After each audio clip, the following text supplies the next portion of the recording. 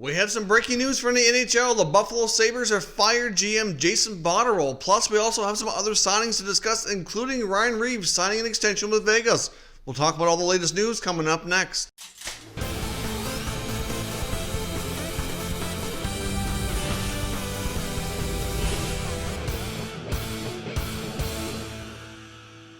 So welcome back to another video here at Top Shelf Hockey. Now, as I mentioned, the big news today is the Buffalo Sabres have announced that they've parted ways with general manager Jason Botterill and have replaced him with new GM Kevyn Adams, who's also been working for the Sabres in various roles over the past 9 years. His current role is Vice President of Business Administration. He worked quite closely with Kim Pegula, helping run a lot of different aspects of the organization over the years. So well known to the owners and certainly well known member of Buffalo. He was a former NHL player for a number of years, grew up in the Buffalo area. So certainly, hopefully, he can get this team on track. Now, Jason Botterill had his opportunity after being an assistant GM with the Penguins organization for an extended time, was regarded as one of the younger, bright, future GMs of the league, got his shot in Buffalo, and things clearly have not worked out. Now, this is the third GM now that the Sabres have had since they parted ways with Darcy Regier back about 6 years ago. Nobody seemed to be able to last in Buffalo. This team feels like it's been going through an everlasting rebuild. They've gone through numerous head coaches as well. Botterill's first hire of head coach was Phil Housley. That did not work out. I mean, Housley's a former Buffalo Sabre player who had a great career there, was highly regarded as a great assistant coach for a long time, was with Nashville, came in as the head coach, and things just didn't work out. Not everybody's suited for that role. Maybe he's better off as an assistant, so that wasn't a great move, although it appeared to be in the beginning.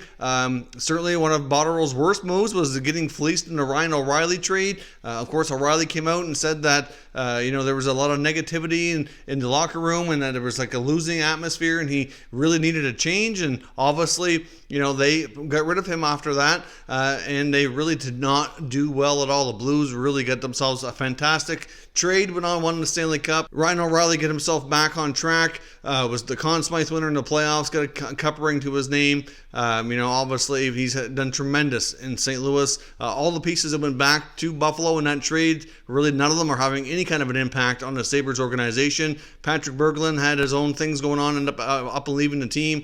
They got Saboka, Thompson, and other pieces that just have not really had any kind of significant impact. So the Sabres clearly lost big time in that trade. He signed Jeff Skinner to a big time contract, $9 million after having a solid year in Buffalo. I mean, they got a really good trade, I think, from acquiring Skinner from Carolina. He put up some big numbers, got a big contract, and then things really fell off the rails from there. So right now that signing's not looking great, but I'm not sure he can be given too much flack for that. He probably did overpay a bit to keep him in Buffalo after 1 year of a solid performance, but that's pretty common around the NHL. They've had way too many defensemen all of last year, unable to make a move. And obviously just a lot of things not going well. Here's part of the statement that the owners released earlier, kind of discussing what happened here. Basically, they said that after numerous candid discussions with Jason Botterill, that they've come to the conclusion that they have philosophical differences and that they had to make this move in order to get the team back on track. They said the people of Buffalo and its fans deserve better. They want to be able to build a contending team for many years to come, and they're confident that new GM Kevyn Adams can work with existing head coach Ralph Krueger, work well together, and get things back on track. Clearly, like I said, Adams has been with the organization for a long, long time, so they have a lot more faith in him to make some moves here. We'll see what happens, but Botterill just looked like he was handcuffed a lot of the times. I don't know if other GMs just wouldn't play ball with him because they knew he was in a position of weakness when it comes to a lot of the trades he was looking for, or what it was. It just things did not work out, and it's been downhill really ever since the Ryan O'Reilly trade, in my opinion. But this team desperately needs to get back on track. Its fans do deserve better. The owners are right in that regard, that the fans need and deserve better. They've been a pretty patient group. There's a lot of diehard hockey fans in that area, and they've been waiting for a long, long time. It really seems like forever this team has been rebuilding. They get some good pieces, but they're missing a lot to really contend. The last few years, we've saw them get off to some hot starts, but then really cool off, and I mean really cool off, and not only miss the playoffs, but miss by a lot. So obviously, We'll see what happens here, but let me know your thoughts. Is this the right move by the owners in Buffalo to remove Jason Botterill and go with Kevyn Adams? Clearly, they didn't really search much outside of the organization for other candidates. They seem to have a lot of confidence in them. As I mentioned, we also have some signings, including the bigger one that was announced yesterday. Ryan Reaves is in the 2-year extension with the Vegas Golden Knights, paying him $1.75 million. It's a small bit of a pay cut compared to what he's making before, not drastically, but enough to keep him in the fold of Vegas. Clearly, he's a big hit there, very well liked amongst the team and the fans, plays an important part of their team. Reaves has been in the league a long time, certainly a unique kind of player, one of the more feared players in the league.